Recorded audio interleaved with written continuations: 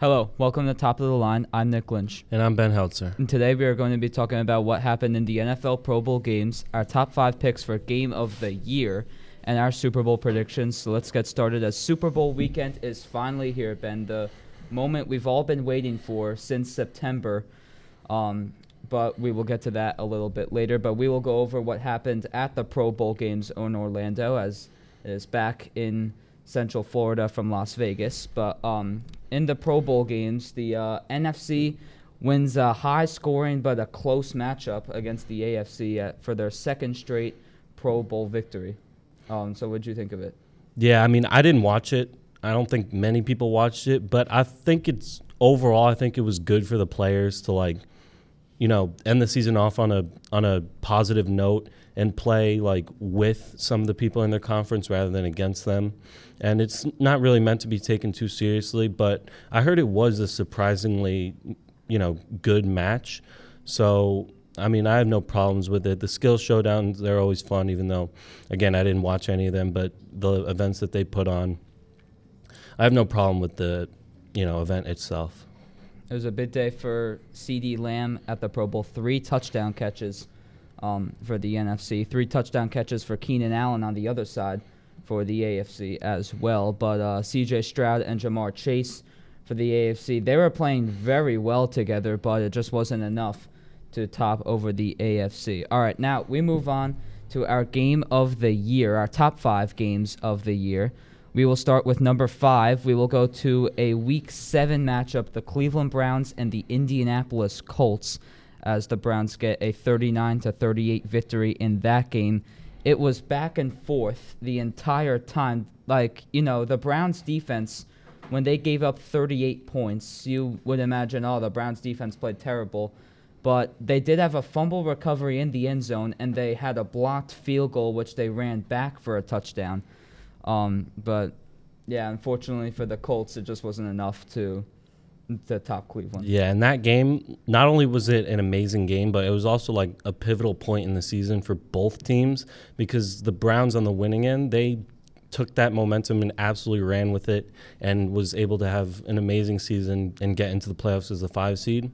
Meanwhile, the Colts, if they had won that game, they probably could have made the playoffs and even maybe could have won the division, but they lost, and it was bad. You wouldn't think that a game that early on would be so meaningful, but it ended up being really critical for them. Yeah, think about it. If the Colts won that game, they probably would have made the playoffs, and C.J. Stroud would not have been talked about as much as he is now. Probably. Well, he still would have been talked about probably, but yeah, but not as much because he wouldn't have made the playoffs then. All right, but anyway, number 4 game of the year, we go to Week 10.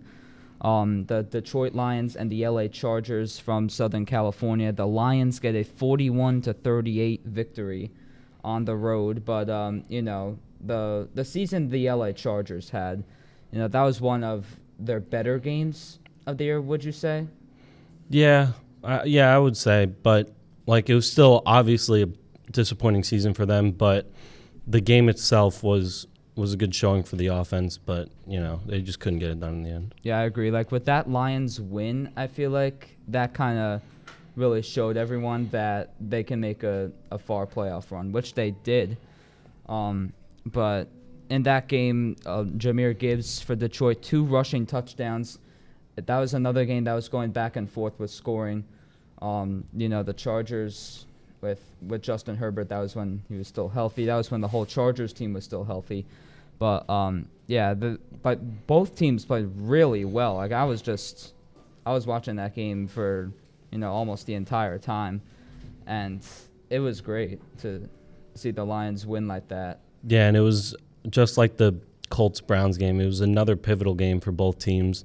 The Lions just another amazing performance to their amazing season. And then the Chargers, it just completely killed them, basically. There was no recovering from that. To get so close against such a good team and to fall short, they couldn't recover. Yeah, I agree. All right, number 3, we fast forward into the playoffs for the divisional rounds. Kansas City and Buffalo. But would you say that the Patrick Mahomes Josh Allen rivalry is like the Peyton Manning Tom Brady rivalry? I hesitate to call it that just because Josh Allen can't beat Mahomes when it matters. Like, Josh Allen can win all he wants in the regular season, but until he beats Mahomes in the playoffs when it matters, I can't really call that the next coming of Brady Manning, like I can with Mahomes and Burrow. You know, Burrow actually beat Mahomes in the playoffs. And I think that if he hadn't gotten hurt, the Bengals would have been right back there, and they could have maybe beat the Chiefs. Yeah. But, you know, he got hurt. But I think that the Bengals will be back, and Burrow will have another shot at Mahomes. But going back to Josh Allen and the Bills, it wasn't all Allen's fault. It was barely even Allen's fault. But, like, they need to learn how to win when it matters, and until they do that, I can't feel comfortable calling that a true rivalry. Yeah, Tyler Bass for Buffalo missed which would have been the game-tying field goal, with the two worst words to say in the Buffalo area, wide right. The Buffalo Bills have lost 3 consecutive playoff games against Kansas City in the regular season rematch too, as the Bills won the regular season, but they just can't find a way to top the Chiefs in the playoffs. But we go to number 2 now, just a week later for championship weekend, the NFC Championship, the Detroit Lions, again in our top 5 games. This time they're in San Francisco, but unfortunately they lose 34-31. The 49ers, the Lions were up 24-7 at the half. Brock Purdy's biggest comeback in his career, down 17 points at the half. And will be one of the youngest quarterbacks ever to play in a Super Bowl. But, yeah, what'd you think of that, Ben? You know, it was obviously an amazing game and deserving on the top 5, but it was just such a crushing loss for the Lions and their fans. They were so close from going to their, first ever Super Bowl. Have they ever been in a Super Bowl? They have not, no. Yeah, they were so close from going to their first ever Super Bowl, and they just couldn't get it done. They couldn't hold off the Niners for a full 60 minutes, and you need to do that if you want to win games in the playoffs, and they just didn't. So I have no doubt that they'll be back next year, and it was still a great season for them, but it ended off on a sour note. But it was still a great game to watch. Yeah, I agree. Like, that's crushing for Detroit, but it was still a great year. Like, who knew the Detroit Lions were going to make it this far into the playoffs? I don't think anyone did. Not even Lions fans did. Yeah, I know. They weren't expecting anything. Yeah, like with Dan Campbell, I think that Dan Campbell lost Detroit that game, to be honest. Yeah. We said this last week or a few weeks ago, but right. It's hard to put the blame on anyone. But if you had to put the blame on someone, it had to be Dan Campbell with his aggressive play calling when they were up. There was just no need for that. So that takes us to our number 1 game of the year. It's surprisingly not a playoff game. It is going to be in Week 12, the Buffalo Bills and the Philadelphia Eagles. The Eagles getting the overtime win, 37-34, very high-scoring game, one of the best ever. But the Buffalo Bills up 10 at the half. Philadelphia gets that second-half momentum they have had all season. And then with Jalen Hurts for a rushing touchdown to seal the game. That was the Bills' second game under their new offensive coordinator, Joe Brady.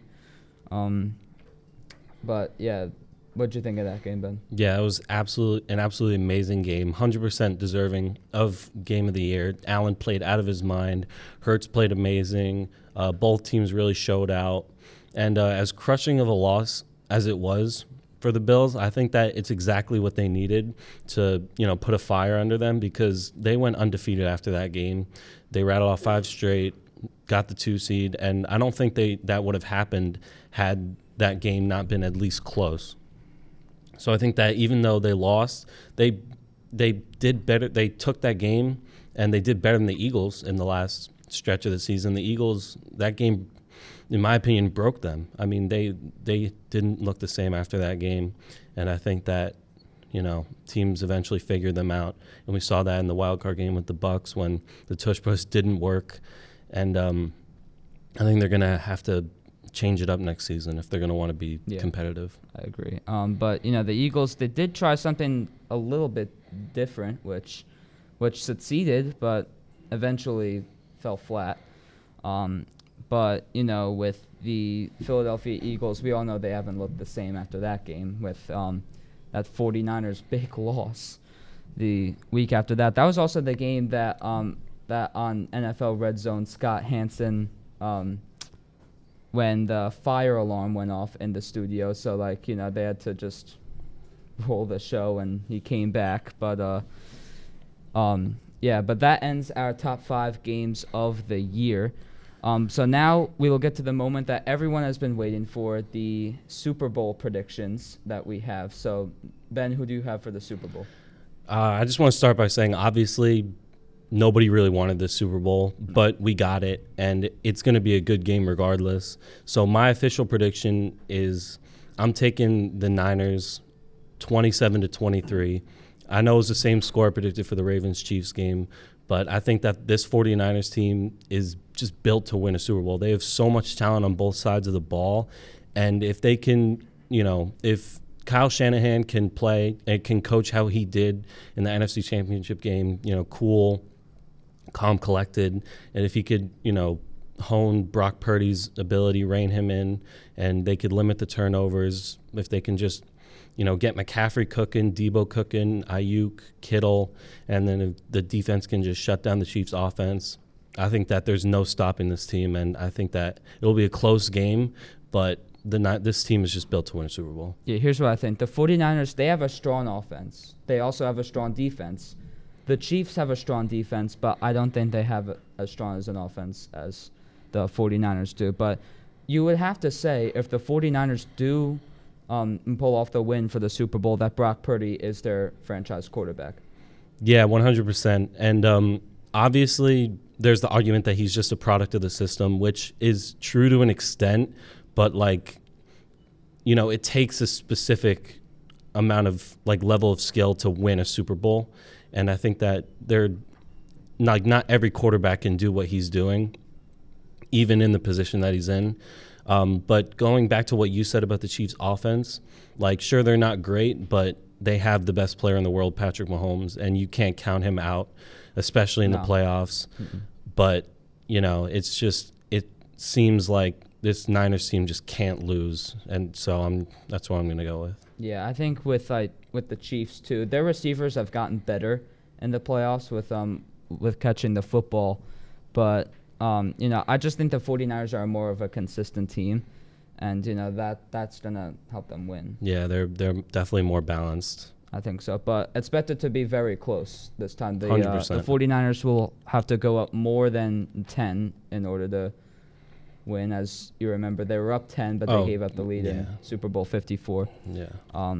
But yeah, well, we will see come Super Bowl Sunday with who will win. But unfortunately, we are out of time on the NFL today. But next week, we will have our Super Bowl winner of the 2023 season. So when we come back, Noah and Matt will go over what happened this week in college basketball. So stay right here.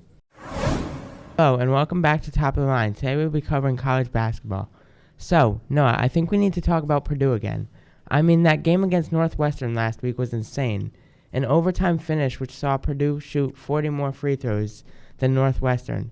I think a big theme throughout the year and late into March is going to be how refs officiate 7-4 Zach Edey. Northwestern's coach was ejected and displeased with the disparity at the free throw line. Thoughts, Noah?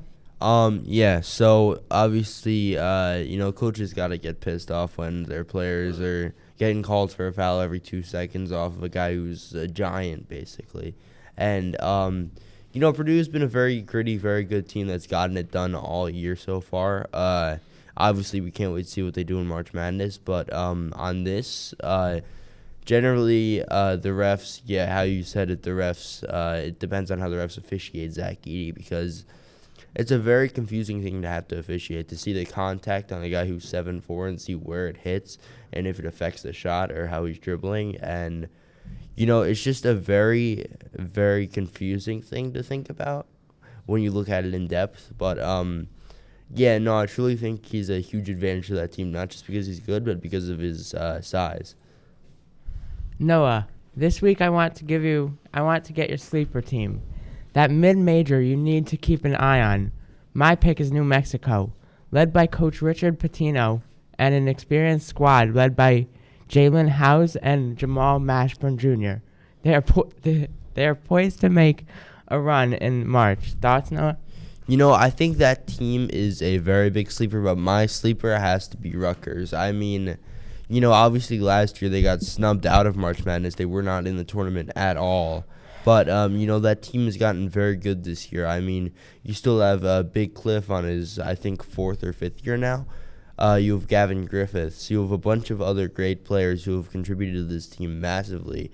And, you've been seeing it. You've been seeing the results. They've been winning so many games in the Big Ten Conference as of recent. And that team, not only they're known mostly as a football school, but, I mean, I think their basketball team is better, man. I think their basketball team has been built for success. And I would not be surprised at all if we see them even in the Sweet 16. Going to do it for us today, but don't go anywhere because next up is Andrew and Marco talking about soccer. Hello, I'm Marco Baldino. And I am Andrew Mirzaaghasi. And we will be covering this week's games in the Premier League. So, to do the first game, Liverpool, the champions, have been beaten by Arsenal. Surprisingly, Arsenal victory 3-1, and I'm really surprised about this outcome. Yeah, this was going to be a good game, which it did prove to be. Even though ended in 3-1, two very costly mistakes from Alisson though in this game that really led to Liverpool's loss. One mistake is he went to clear the ball, but he completely misses the ball when he tried to kick it, and then which led to a goal and another goal which went right between his legs on a hard angle from a shot. I don't get how that went in, but that's what led to Liverpool's loss in this game was Alisson. Yeah, I can't believe it. One player really messed up the game, and I mean, it really didn't cost them. They were ahead by a lot, but now it gets even closer in the standings. It's a 2-point difference, I think. So, Yeah. really. Which helps Man City. It really helps Man really, City now. It really does help Man City, and we'll get on to the Man City game later, but do you think that Salah would have made a big change in this game if he actually played? Look, I mean, I don't think he would have made a major change. Maybe it would have been a one goal deficit, but I feel like Arsenal still would have been the winners in this game because it was really the defense that made the mistakes, which led to the goals. It wasn't the off, but still, I feel like even with Salah, I feel like Arsenal would have still won this game. Now we talk about the inevitable. We talked about Chelsea losing, and they lost even more against the Wolves. They lost 4-2. Well, how would you feel about that? I mean, I can't defend Chelsea in this. Losing to Wolves and just another poor loss from Chelsea. It's really it's hard to watch them sometimes. It's really hard to watch them. And these games, and the mistakes they make, it's terrible. Yeah, especially from the goalie. I felt like there were times I felt like he could actually block some of the shots, but then what happened was that he was unable to, and then the Wolves score, especially with that one player on the Wolves, Cunha. He would score at least 3 out of the 4 goals, basically bowling over the defense. Yeah. You know what happened? You know what this means? In the span of 4 days, Chelsea have conceded 8 goals. Can you believe that? I can't believe it. I can't believe it. I don't know where Chelsea's gonna go after this. You guys are versing Crystal Palace next week. We're mid-table. We're not gonna go anywhere. We're gonna be staying in the middle. I mean, a win counts as a win. You get to at least brag about it. But here, 4-2 loss. I don't know where it's gonna go. We gotta start preparing for next season, anyways. Yeah, I guess. You're already surrendering the white flag already? Yeah. Actually, no, not yet, because we still have the Carabao Cup final against Liverpool, and we beat Aston Villa recently in the FA Cup, so... I mean, you got something at least. So yeah. At least something to brag about. For me, Man City versus Brentford. Man City won 3-1 against Brentford. In the 21st minute, Foden comes in with 3 goals, basically making all of the goals in this game, including a hat trick. Something snapped inside of him, and it really showed because he kept scoring for them. And honestly, I'm very happy that they came out with this win. So, yeah, I mean, it was a great performance by Phil Foden scoring all the goals. Brentford did get their first goal early on, the 21st minute, But then after that, it was all Man City having most of the possession, all the shots. They had like 15 shots on goal that game, which the goalie had a huge game. Like the Brentford's goalie had to really work that game, getting all of those shots. Yeah, like really, especially off the hat trick and the last goal where Foden was able to get it between the legs of the goalie, which I found pretty impressive as well. It was a definite Foden sweep. Definitely was getting the hat trick and all the goals. Yep, all of that. So, with unrelated news from the Premier League, we're going to kind of step out of that, and we're going to be talking about other soccer news that come from around the world. So breaking news. The 2026 World Cup final is going to be in MetLife Stadium in New Jersey. Yeah, I'm really surprised about that. They put it in New Jersey and not like any other place in the world. And like any other popular city. You want to know something? What? They're not even going to like name. They're not even going to say it's like in the World Cup. They're not even saying it's called MetLife Stadium because they don't want it to be like branded. So they're calling it New Jersey New York Stadium. That's what Europeans are going to hear. That's the name. So they can't even decide if it's either New Jersey or it's New York. Yeah. It's just both. And what do you think people coming around from the world going to be driving through New Jersey and think? Honestly, it's going to be a very small stadium. I don't know how they're going to do They don't know what an East Rutherford is. They don't even know what in New York is. No. It's going to be a mess. So seeing that you're wearing a different jersey this time, you have any reason why? Yes, Mbappe, I mean, nothing's confirmed yet. Mbappe in the summer is going to go to Real Madrid. It's going to happen. It was eventually going to happen. I mean, he wasn't going to stay there much longer at PSG. He even wanted to leave. But finally, Real Madrid are going to get Mbappe. It's going to be an unstoppable force for Real Madrid. You just got to look at the squad. It's unbelievable. It will be probably an unstoppable force. We will see if it's confirmed or not. That's the first thing. It will be confirmed. He will be signing in the summer. It's gonna be confirmed. He's gonna be at Real Madrid, one way or another. If he's gotta go to Real Madrid.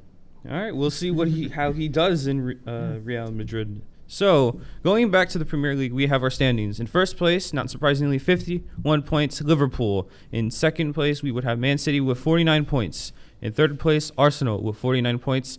In fourth place, we would have Aston Villa with 46 points. And in fifth place, we have Tottenham with 44 points. So, it's getting pretty close. Liverpool is still on top. But now we would have Arsenal and Man City being neck and neck with 49 points. Man City's one win away. And remember, they're still a game down. So, like, they still have an extra game to play. So, Man City basically has the advantage. If they win if they win 2 games, they're above Liverpool. That's why I think Man City are still going to win the league. That's why I still have confidence in which that if they win against Brentford, because I think their delayed game was also against Brentford. Yeah. So if they repeat what happened this week, then I have high confidence that they can actually win the delayed game and they can top Liverpool. Exactly. In most confidence. So thanks for watching. Tune in next week for a recap of NFL and college basketball games and the continuing coverage of the Premier League. All this and more on the next episode of Top of the Line.